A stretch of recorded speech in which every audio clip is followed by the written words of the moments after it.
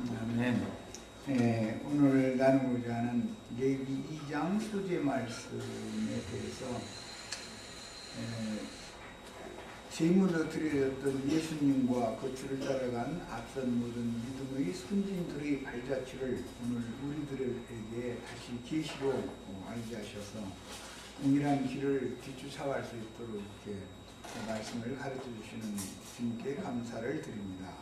오늘 듣는 말씀이 각자 자신의 구원의 말씀이 되도록 믿음으로 다 화합하는 인생의 삶의 지표가 되는 말씀으로 다 새겨서 들려주시고 마음속에서 큰 깨우침을 받아서 이런 말씀이 나의 생명의 빛이 될 수 있도록 오늘 말씀을 친히 베풀어 주시며 형제 자매님들의 심령과 마음을 준비하시며 그 다음에 속세의 모든 중요한 일들이나 잡다한 그 문제거리들, 마음에 있는 걱정거리들 다 제거시켜 주셔서 오직 빛의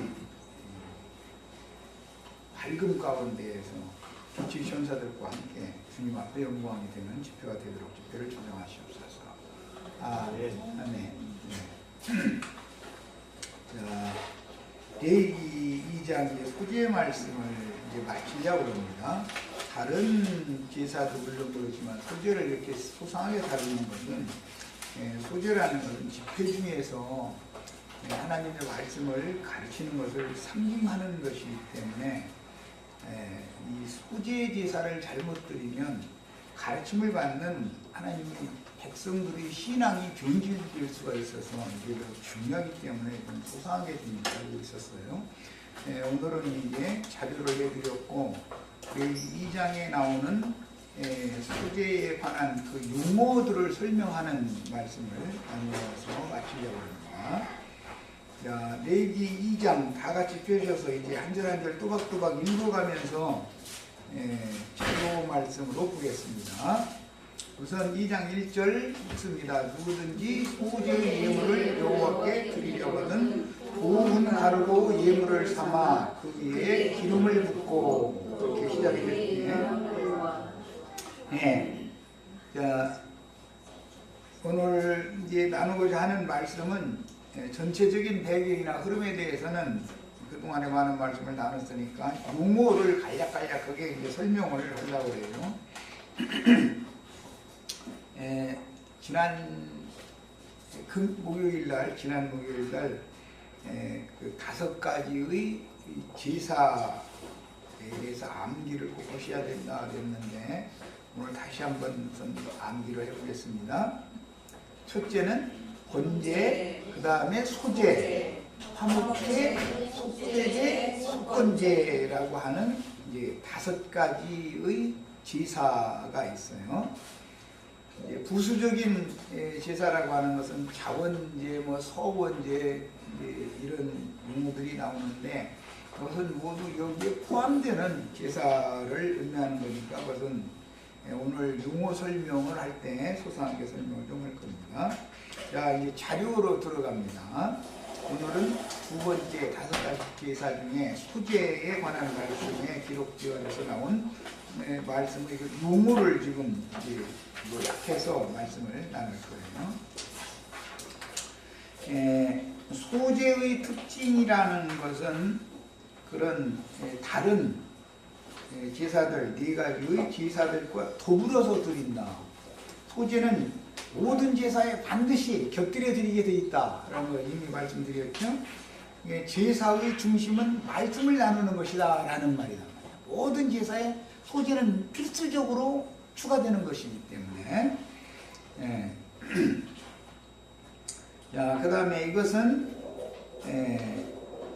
제물을 드리는 자가 자신의 생활 형편에 따라서 그 마음의 기쁜 대로 큰 제물을 드릴 수도 있고 작은 제물을 드릴 수도 있게 자발적으로 드리는 자원제에 속한 것이다. 소제는. 그러나 속죄제와 속건제는 의무제다. 그래서 이것은 속죄제는 죄를 구속받기 위한 제사인 것이고 속건제라는 것은 죄로 말미암아 인간이 행한 범과 사실들, 즉 드러나면 이제 허물이 되는 건데 그것을 사면 용서받기 위해서 드리는 제사이기 때문에 5가지 제사 중에 3가지 제사는 자원제지만 속죄제와 속건제는 의무제다 이런 말이에요. 이것은 자원해서 드리는 그런 제사가 아니라 이것은 의무적으로 이 제사는 드려야 되는 거예요.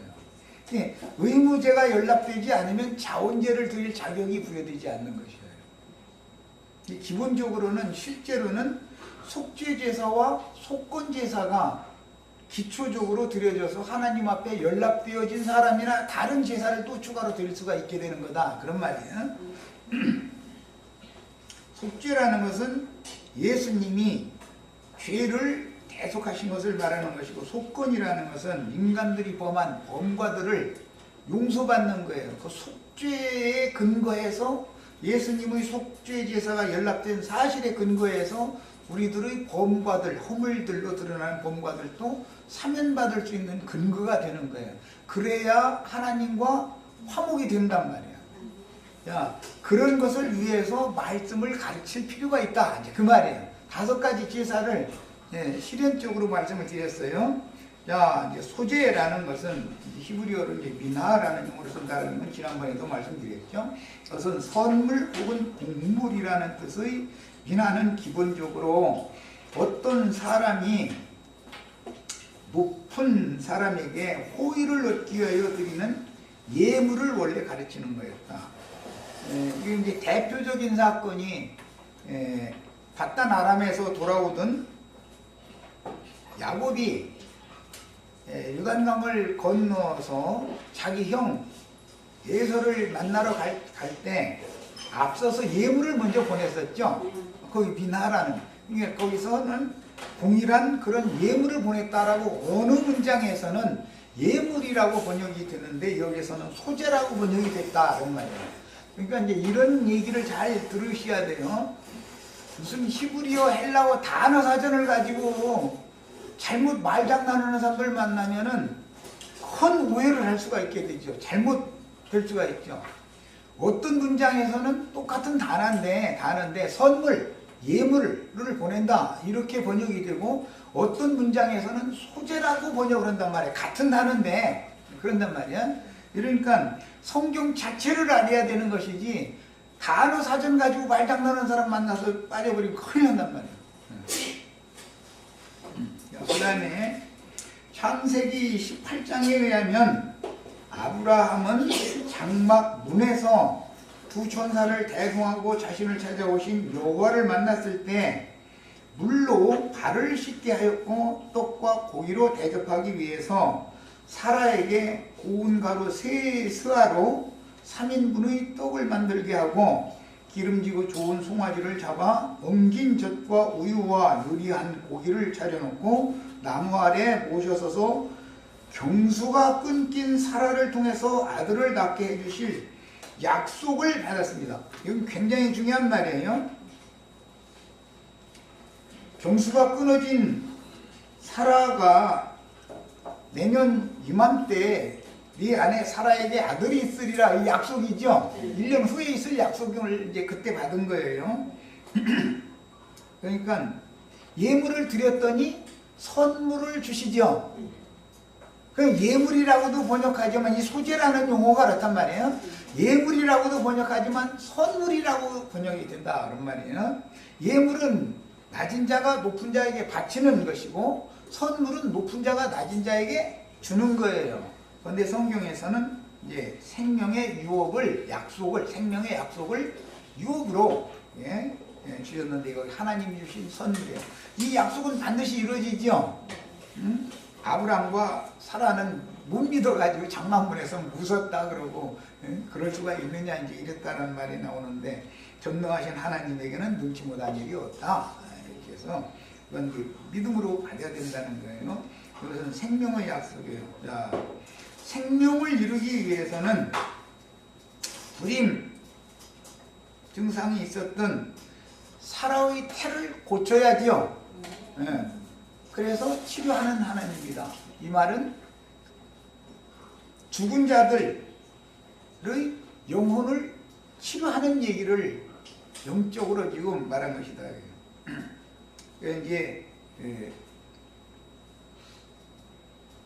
성경에 보면 사라가 아비멜렉에게 사로잡혀 있을 동안에는 아비멜렉 집 사람들이나 사라나 잉태를 못했죠. 거기에서 다시 자유자가 되어져서 풀려나면 해산을 하는 거예요. 자, 이런 것은 다 비유다. 사람들이 죄의 권세에게 사로잡혀서 육적 자아에 갇혀있는 상태에서는 피난편을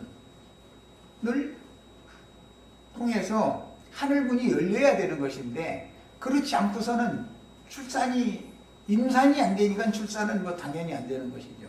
이런 것은 다 비유로서 예수님이 세상에 오셔서 창세로부터 감추인 천국의 비밀을 들을 귀가 있는 자들에게 자세히 가르쳐 줄 때 영으로 깨닫고 마음에 믿어지면 잉태가 된단 말이에요. 진리의 말씀 씨가 심어지는 것이기 때문에 그것에 대한 상징이었었어요. 이제 성경이라는 것은 이런 여러 가지의 어떤 내용들을 종합적으로 이해를 하는 게 필요합니다. 때가 차기까지는 해를 입은 여자가 이기는 자 아들을 낳는 얘기는 계시록의 이제 완성이고, 이런 경우를 경수가 끊어진 지가 오래됐던 사라의 태를 하나님이 고쳐놓으시면 처녀라고 부른단 말이에요.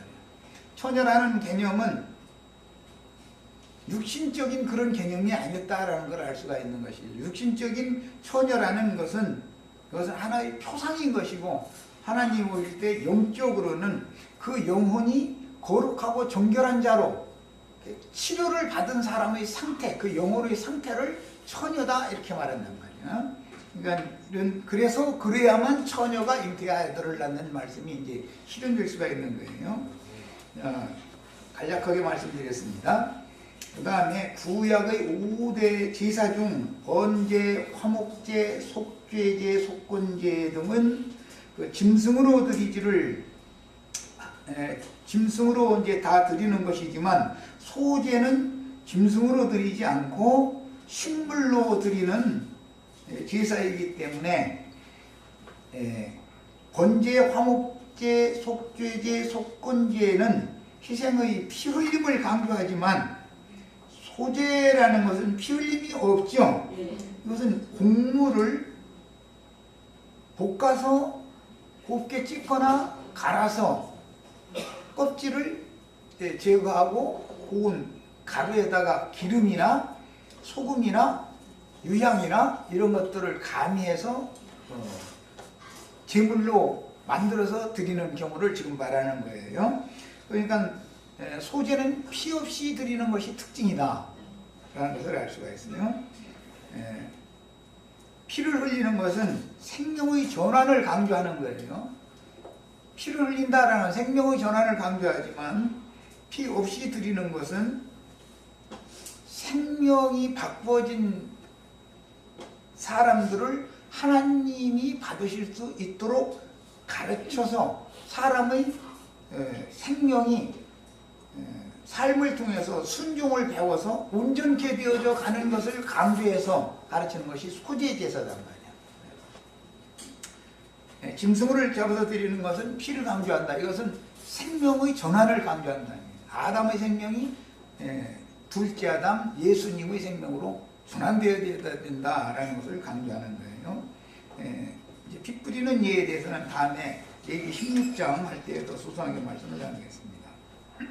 그 다음에 소제에는 두 가지 형태가 있는데, 즉 번제, 화목제 등과 같은 피 흘리는 제사들과 더불어 드림으로, 더불어 드린다 소제는 희생제사와 함께 드려지는 소제의 경우가 있고, 레위기 2장에서 말씀하신 것처럼 가루를 기념소제다 해서 기념물로 별도로 드리는 그 소제 제사가 있어요.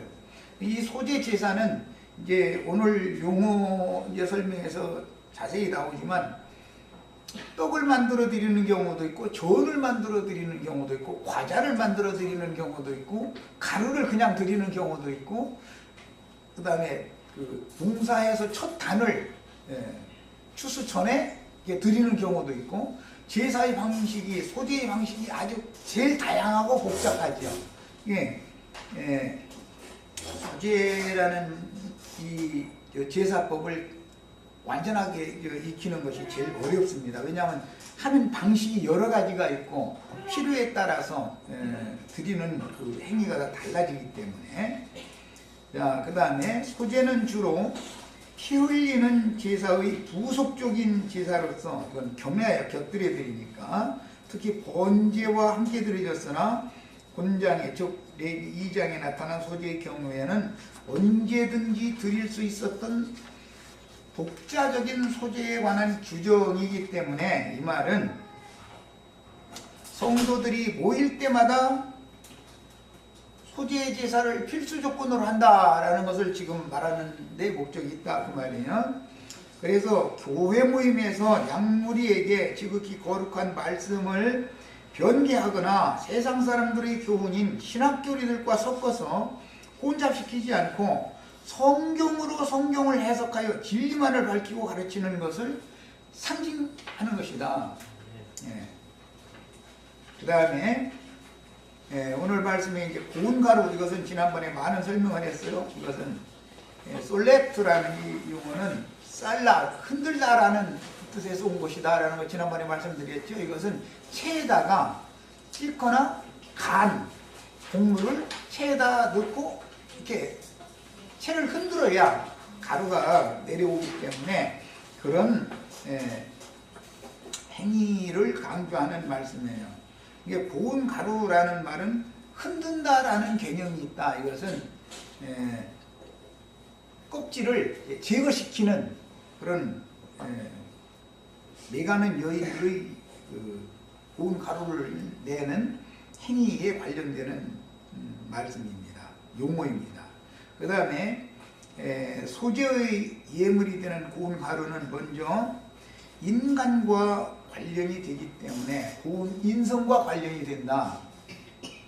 소제라는 것은 인성이 고와져야 된다라는 걸 말한 거예요. 그러니까 거칠거나 온하거나 서로 부딪히면은 서로가 부서져야 되는 그런 인성을 가지고 있으면서 자신은 온유한 사람이라고 생각하면은 착각하는 거다, 그런 말이에요.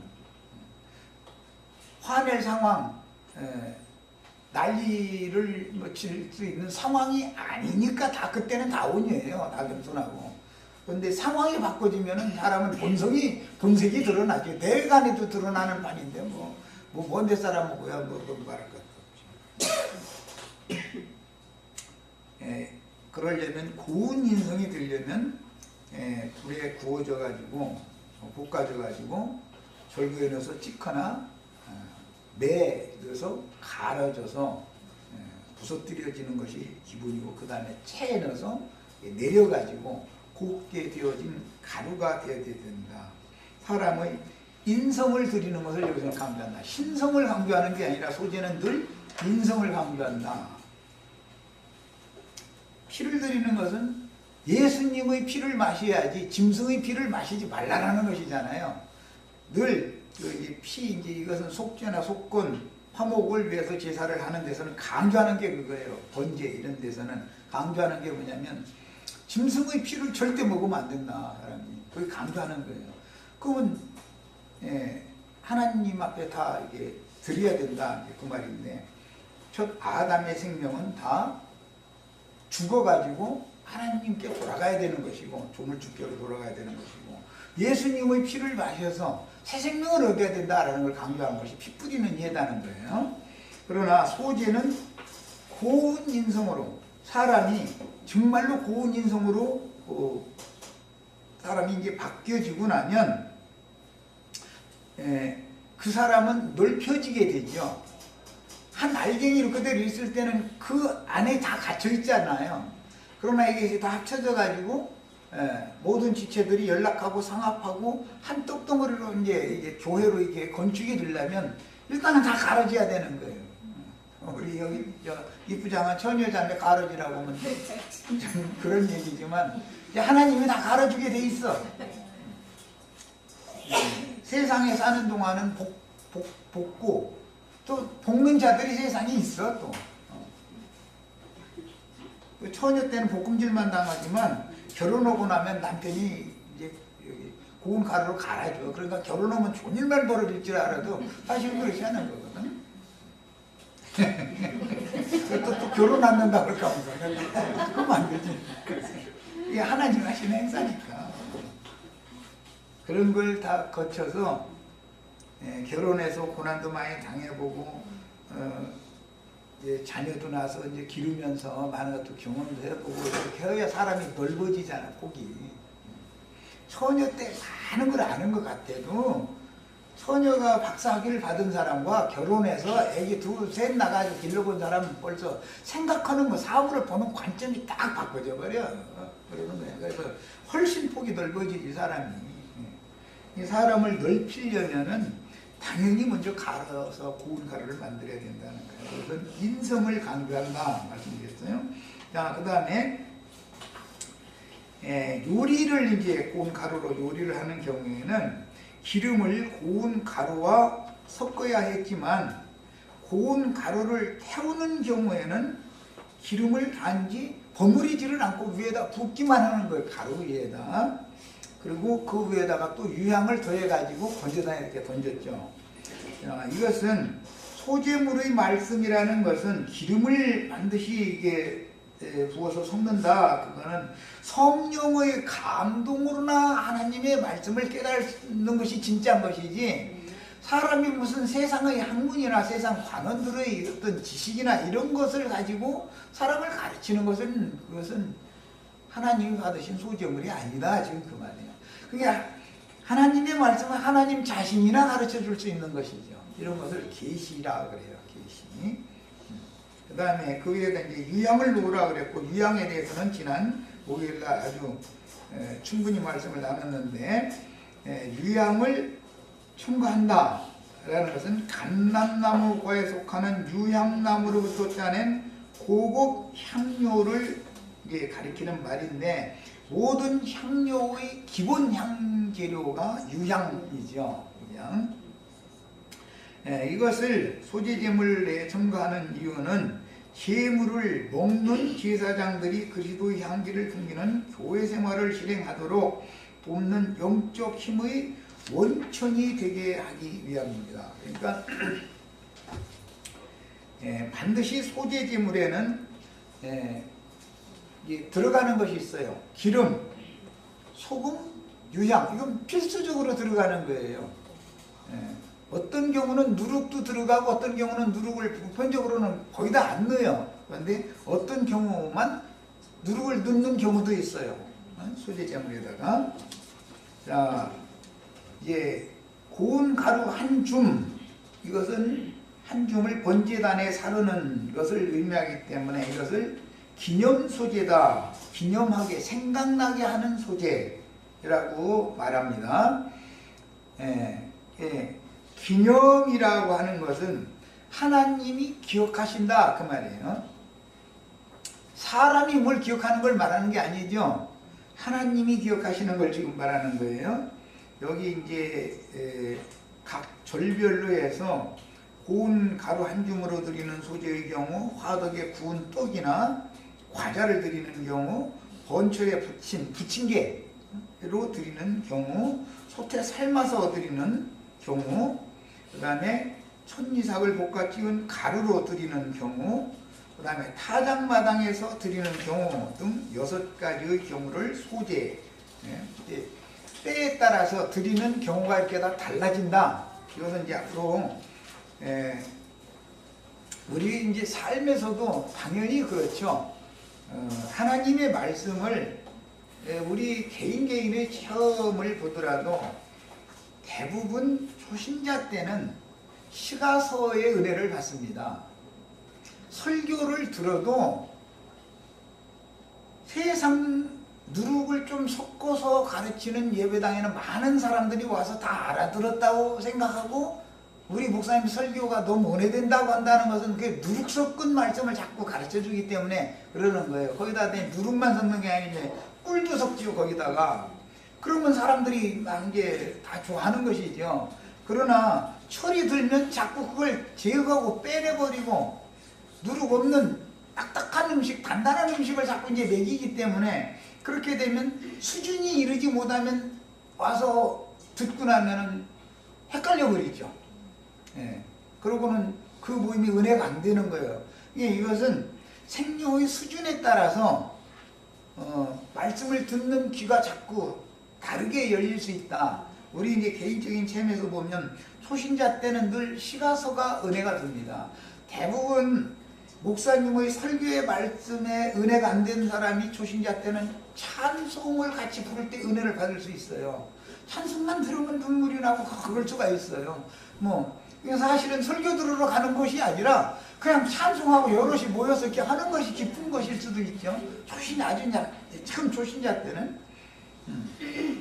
그리고 말씀을 읽어도 창세기, 출애굽기, 레위기, 민수기, 신명기, 이 모세 오경 읽으면 무슨 소리인지, 특히 레위기 이런 얘기 읽으면은 껌껌 글씨가 하얀 종이에 도대체가 뭔가 모르겠고, 거기다 대고 나중에 이제 막 복잡한 얘기를 자꾸 나가면은 막 머리가 아파버려. 초신자 때는 대부분 그래요. 그 대신 시편을 읽으면 은혜가 돼요. 왜? 생명의 누림, 생명의 체험을 자꾸 이래서 시가로 이렇게 말을 표현을 해놓은 거기 때문에 이제 그럴 때는 자기 본의로 하나님의 말씀을 이게 다 내 말이네 라고 이제 자꾸 이제 들리기 시작하는 것이죠. 어릴 때는. 생명이 어리면 매사를 다 자기 본의로 하는 거예요. 그러니까 이제 생명이 자라면 상대방의 입장을 배려하고 생각하고, 생명이 완숙해서 되면 자기 가정을 생각하죠. 아이들도 처음에 나누면 다 매사를 다 자기 본의로 하잖아요. 자기 의지로 생각하잖아요. 점점 자라면은 상대방, 친구들도 생각하고 여러 가지 이렇게 어울릴 줄 알고, 군대 갔다 오고 장가 들면 이제 가정을 생각하죠. 그때 돼서 이제 나이가 한 50 이상 되면은 자기 아버지는 이제 70, 이제 80 됐겠죠. 이제 그렇게 되면 그때서 아버지를 그때 생각한다는 거잖아요. 인간 세상에서도. 그러니까 생명의 성숙 과정이 다 다르다라는 걸 알 수 있는 거죠.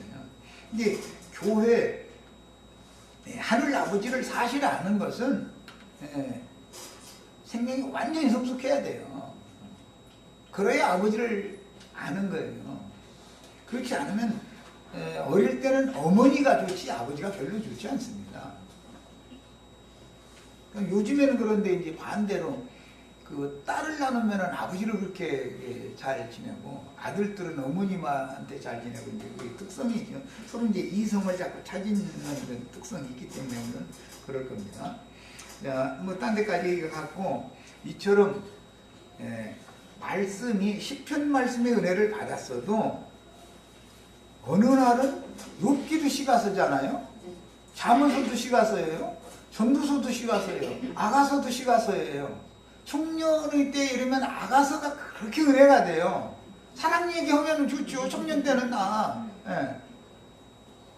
그럼 이제 나중에 어른이 되면 전도서 이런 것이 청년 때 하나님의 말씀에 전도를 받아야 되고, 내가 거기 보면 많은 물에다가 식물을 던져놓으면 먼 훗날 가서 다시 많은 소출을 얻어서 다시 취할 수 있다, 이런 소리에서 물에다가 씨 던지는 사람이 어디가 있습니까? 태평양 바다에다 보리 갖다 이렇게 던지라는 말은 아닐 거 아니야. 세상 사람들한테 말씀을 이렇게 전해놓다 보면 출시대가 온다. 이제 그런 내용, 이런 것들이 이제 점점 깊이 있게 깨달아지죠. 그래서 말씀을 깨닫는 것도 다 단계가 이렇게 마련이다. 이런 걸 생각하셔야 되겠어요. 그런데 이제 한 줌을 드리라 그랬는데, 한 줌이라고 하는 것은 한 웅큼이라고 그러죠. 한 웅큼을 왜 그러냐면 백성들은 소재 제물을 11조로 갖다 바치기 때문에 제사를 드리는 사람은 광주리채에 갖다 많은, 왜냐하면 성막 안에는 제사장들이 있는데 자기 제사 드릴 한 주먹만 딱 가지고 가는 게 아니죠. 제사를 하는 사람들 음식을 다 같이 준비를 해가지고 가야 되니까 전이나 떡이나 볶은 곡식 가루나 이런 것들을 많은 양을 가지고 가지만 대표적으로 제물로 불사르는 것은 한 움큼만 이렇게 드린다. 지금 그걸 말한 거예요. 그런데 그 한 움큼의 한 줌이라고 한 것은 하나님의 기억에 남을 만한 제물이다라는 뜻이다. 그 말이에요. 그래서 소제의 기념물은 순수한 여호와의 몫으로서 기념의 목 혹은 기념의 기억의 몫이라고 하며 소제물 중 이 아즈카라라고 하는 이 용어는 이제 기념물이다라는 뜻인데 사람을 기념하는 것을 말하는 게 아니라 하나님께서 받으신 그 한 줌의 소제물을 하나님이 기억하신다. 지금 그걸 말한 거예요. 그 나머지 기념물로 드려진 소제물 외에 나머지는 제사장들의 몫이단 말이에요. 그걸로 성막 안에서 먹고 사는 거예요. 자, 그리고 절기 때가 되면 전, 떡, 병 이런 것을 모이는 사람들이 어마어마하니까 그것을 뭐 그냥 오래 전부터 준비해가지고 해야 되기 때문에 거기에 누룩을 넣지 않고 바삭바삭하게 구운 떡을 준비해야지 한 일주일 동안 이런 것을 준비를 해가지고 저장을 해놨다가 절기 이제 때 다 풀어서 나눠줘야 되니까 거기에 뭐 수분이 있는 상태로 떡을 만들어 놨다가 다 썩어버리죠. 그래서 거기에는 절기 제사 때 이런 때 먹는 떡은 반드시 무교병 떡을 그래서 먹었었던 것이란 말이에요. 자, 그 다음에 이제 화제 이야기는 기본적으로는 굽는다라는 뜻이다. 불사른다라는 개념이지만 다 불태우는 건 아니죠. 기념 소재물만 불사르는 거예요. 나머지는 대부분 굽거나 붙이거나 또는 삶거나 전부 다 화제에 들어가는 얘기단 말이에요. 자, 이것은 말씀이 육신이 되어 세상에 오셔서 아버지의 말씀을 증거하기 위해 온갖 비방과 반대를 당했던 주님이 십자가에서 기념 소제물로 드려짐으로 부활 승천 이후에 그 영으로 재림하여 제자들의 생명 양식이 되어 나는 하늘로서 내려온 산 떡이니 이 떡을 먹으면 영생하리라 이러셨죠. 예수님이 떡이다라는 거예요. 예수님이 소제물이죠. 그러니까 예수님은 기념 소제물이란 말이에요. 하늘 아버지께 먼저 드렸고 하늘 아버지가 우리들을 위하여 식물로 내려보내신 거예요. 그러니까 제사장이 예물로 드리면 하나님은 선물을 주시는 그런 개념이란 말이에요. 자, 그 다음에 이제 2장 3절에 나온 말씀에 그 소재물이 남은 것, 그러니까 기념 소재물 외에 남은 소재물, 그 말이에요. 이것은 제사장들의 몫이다. 라는 걸 지금 말씀드렸어요. 소재물 중 기념물로 취해져서 여호와의 몫으로 번제단에 던져져 화제로 드릴 한 줌의 고운 가루를 제외한 나머지 소재물은 제사장들의 몫으로 돌려졌고 제사장들은 이것을 회막의 거룩한 곳, 즉 회막 뜰에서 먹었는데 성막 밖으로 당직 제사장이 되어서 자기 반차가 되면 반드시 성막에 이제 가서 시물을 해야 되는데 당직 제사장들은 한 번 성막에 들어가면 나올 수가 없었단 말이야. 그렇기 때문에 세상을 접촉할 수가 없는 거예요. 제사장들은 그때 당시 율법 시대에 그렇게 한 거예요. 그러니까 그들도 성막 안에서 뭔가 먹여야 되잖아요. 먹여야 살잖아. 그런데 뭘 먹느냐? 제단에서 나는 걸 먹었다. 제단에서 나는 것은 제물로 하나님 백성들이 바치는 거였었는데 꼭 한 줌만 갖다 드리는 것은 아니었었다. 떡도 한 개만 갖다 바치거나 이렇게 하는 게 아니죠. 제물이 떡 외에 제사장들이 함께 나눠 먹을 수 있는 양을 이제 광주리채 이렇게 많이, 부자는 뭐 100광주씩 해서 보내고 그렇게 했죠. 자, 그러나 모든 기념 소재물과 제사장 위임식 때 제사장들이 여호와께 바친 소재물은 모두 여호와의 몫이 되어 온전히 제단 위에서 불살라야 했기 때문에 제사장들이 먹을 수가 없었습니다. 그러니까 기념 소재물은 제사장들이 먹을 수 없었고 그 소재물이 남은 것은 제사장들이 먹었다. 이것은 예수님께 주신 말씀을 제자들이 바로 먹을 수는 없죠. 예수님이 세상에 보내심을 받은 것은 하나님 아버지께로부터 말씀을 받아가지고 오신 거잖아요. 그것은 예수님이나 잡술 수 있는 말씀을 그리스도께서 다시 풀어서 해석해주고 다시 가르쳐준 말씀이나 제자들이 먹는 거예요. 이건 남은 떡이다, 남은 소재물이다, 예? 이랬다는 거예요. 자, 히브리서 13장 7절로 11절을 이 말씀을 이해시키려고 인용을 했어요. 하나님의 말씀을 너희에게 일러주고 너희를 인도하던 자들을 생각하며, 너희를 인도하던 자들이라는 것은 장로들이죠. 감독자들이에요. 생각하며, 이 사람들은 이제 목회자들이에요. 그러니까 하나님의 말씀을 대언하는 자들이요. 그들의 행실의 결말을 조회하여 봐라.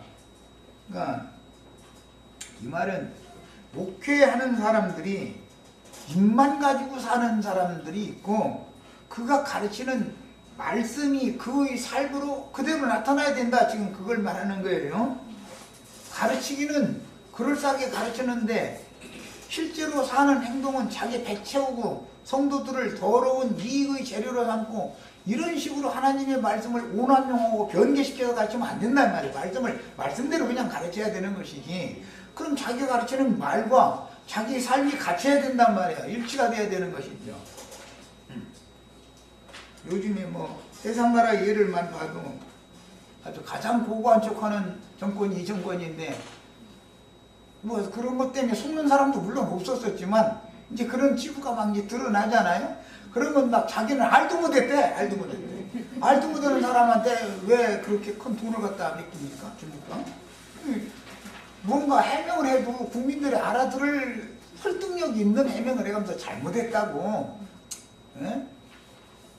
이게 많은 사람들을 이제 동원해서 이런 뭐 큰 선물을 하고 이제 뭐 하다 보면은 돈이 필요해서 이렇게 썼는데, 사실은 이게 뭐 법을 벗어난 것이니까 우리가 잘못한 것이라고, 그렇지만 우리를 용서해 주시고 기회를 한 번 더 주시면 심기일전에서 남은 기간을 잘 하겠다고 이렇게 하면은 이해를 하죠, 국민들이. 그런데 난 그 사람 알지 못한다는 거예요. 만난 적도 없고 막 이렇게 나가버리는 거예요. 끝까지 아주. 그러면 누가 그 말을 고지 듣습니까? 그러면 현 정권 사람들만 받았겠어요? 지난 정권 사람들도 다 받을 줄, 여야 정치인이라는 건 다 그렇게 거짓말해서 먹고 사는 걸 다 국민들은 알고 있는데, 정직하지 않은 것이 문제죠. 문제는 이런 것처럼 하나님 앞에서 말씀을 가르치는 사람은 제일 중요한 것은 하나님 앞에서는 양심을 속이지 않는 거단 말이에요. 청결한데 양심, 하나님이 다 들여다보고 있는데 두려워하지 않고 입으로만 그럴싸한 소리 해놓고 말이야, 하나님의 말씀을 오남용해가지고 자기 배 채우고 말이야. 아니 대표적인 것이 뭐 몇 년도 몇 월 며칠 날 막 주님이 곧 오신다 막 해가면서 너희가 말세 재물을 쌓아두다 해가면서 막 정죄를 해서 재물 다 갖다 바치라 해놓고 나서, 아니 저희는 그러면 뭐 하려고 말세 재물을 쌓아둬 다 받아가지고, 그럼 뭐 하는 짓이야 도대체. 이율배반적이잖아.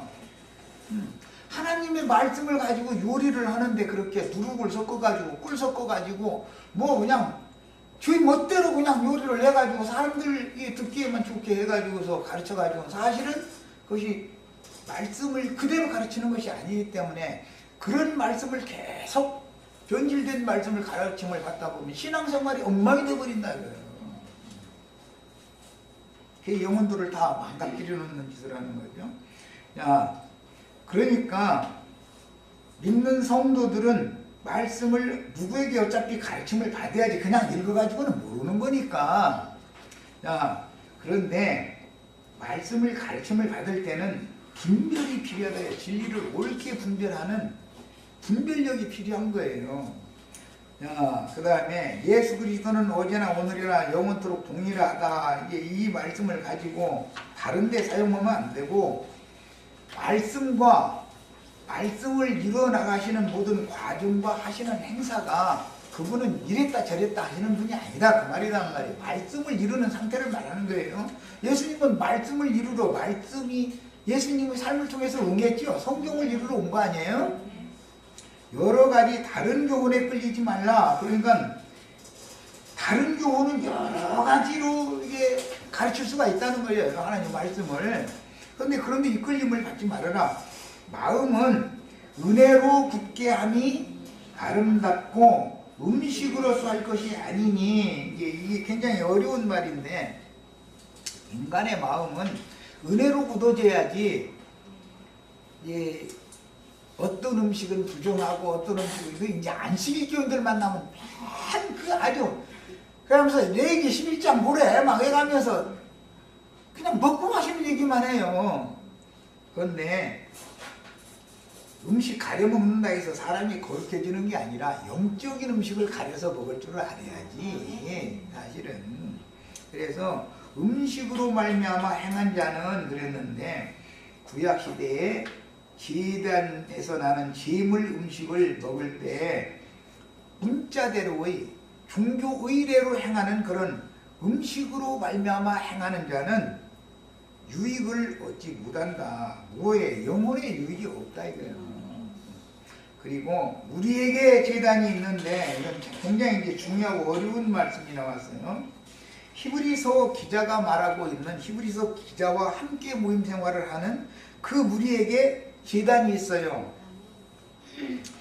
또 장막에서 섬기는 자들, 음식으로 말미암아 행하는 자들이죠. 그건 사람의 손으로 지은 큰 집에 모여서 대회로 모여서 설교를 듣는 사람들이에요. 그런 사람들이 지금 두 부류가 나오고 있어요. 우리에게 있는 제단, 장막에서 섬기는 자들도 제단에서 나는 걸 먹을 거 아니야 다. 그런데 그 제단에서 나는 음식이 서로가 다르다라는 것을 말한 거예요.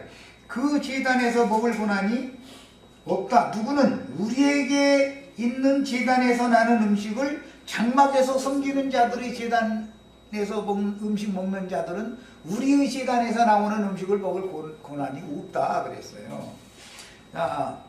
이게 얼마나 중요한 말인고 하면, 똑같이 하나님의 말씀을 성도들을 모아서 가르치는데, 어떤 사람들은 종교적인 관념 속에 사로잡힌 사람들은 그리스도의 말씀을 생명의 떡이신 그리스도께서 제자들에게 주셔서 제자들이 또 분배해주는 그 말씀을 먹을 권리가 없다는 거예요. 먹을 권리 이전에 들리지가 않죠. 뭔 소리인지 못 알아듣겠는데 어떻게 할 거예요. 이사야나 말라기 선지자까지 선지자들의 손에 있는 소수의 무리와 모세의 제자를 자처하면서 율법 제도권 안에 있는 큰 대회로 모이는 그런 모임에서 나눠지는 말씀의 내용이 서로 다르기 때문에, 성경 자체가 다른 건 아니고 똑같은 성경을 가지고 하는데 내용은 전혀 다르단 말이야. 그렇기 때문에 못 알아듣는 거예요. 어떤 무리는, 대회로 모이는 이 장막에서 섬기는 자들은 못 알아들어. 우리에게 있는 제단에서 나눠지는 이 신령한 말씀 떡은 먹을 수가 없다는 거예요. 사람들은. 왜 그러느냐? 이는 왜 그러느냐? 그런 까닭은 그 말이에요. 죄를 위한 짐승의 피는 대제사장이 가지고 성소에 들어가고, 이 말은 속죄절 날을 염두에 두는 말이에요. 속죄절 절기 때는 우선 붉은 황소를 한 마리를 준비해뒀다가 진 밖에 나가서 전체를 불사르는 거예요. 잡아가지고 전체를. 그리고 염소 2마리를 준비해뒀다가 한 마리는 죽여서 번제단에 속죄제사로 불살라드리고, 한 마리는 산채로 무인지경으로 보낸다. 이제 속죄절일날의 제사예요. 그리고 속죄제물로 흘린 피는 영문 밖에서 받았지만 양푼에 받아가지고 와가지고 성전에 들어가기 위해서 염소를 번제단에 불사른 다음에 그 제사가 연락이 되어지면 그 다음에 들어가는 거예요. 지성소로 피 그릇을 가지고 이제 이 제사법을 지금 설명을 했어요. 그리고 나서 육체는 영문 밖에서 불살라지는 것이다. 그러니까 육체 장막에서 섬기는 자들이 있고 영적 장막, 하늘의 참장막이다 그랬는데 영적인 제단이 있고 육체대로 섬기는 자들의 제단이 있다 이런 말이야. 그래서 제단이 서로 다른 거예요. 계시록에 보면 하늘의 제단 얘기 나오죠.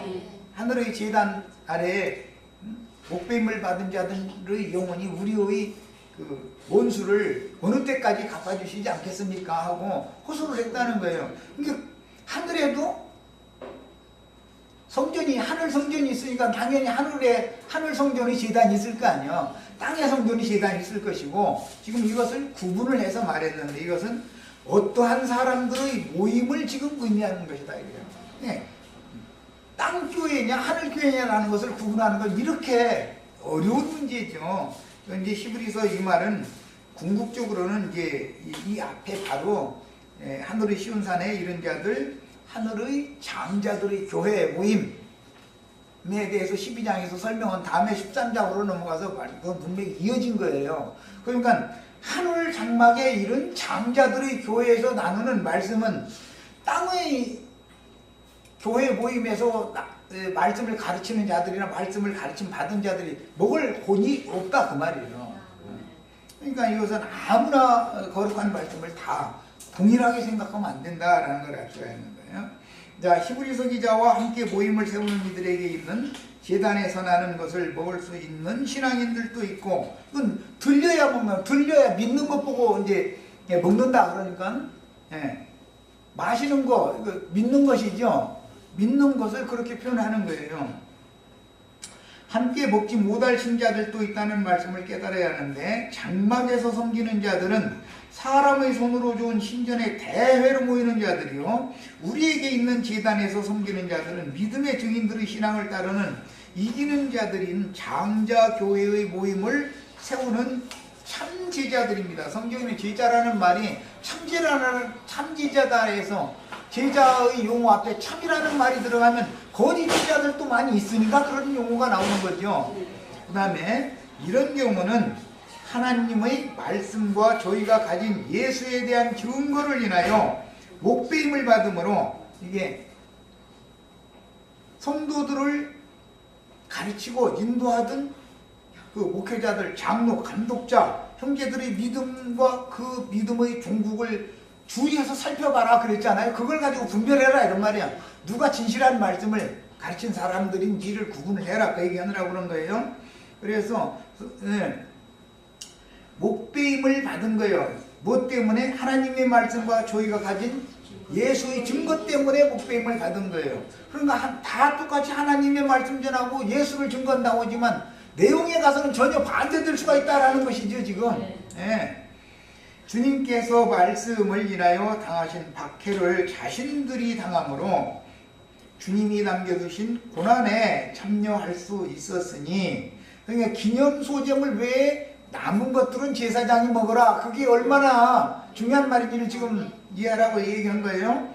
우리가 이에 동참하여 하나님이 말씀과 예수 그리스도에 대한 증거를 인하여 하나님이가 아니라 하나님의 말씀과 예수 그리스도의 증거를 인하여 순교자가 되어 주님께 데려감을 받아야 합니다. 이 사람들이 제단에서 나는 음식을 먹을 권이 있는 자들이다. 남은 소재물을 먹을 수 있는 권이 있는 자들이다 그 말이에요. 자, 첫 시간 여기까지 해서 일단 마칩니다.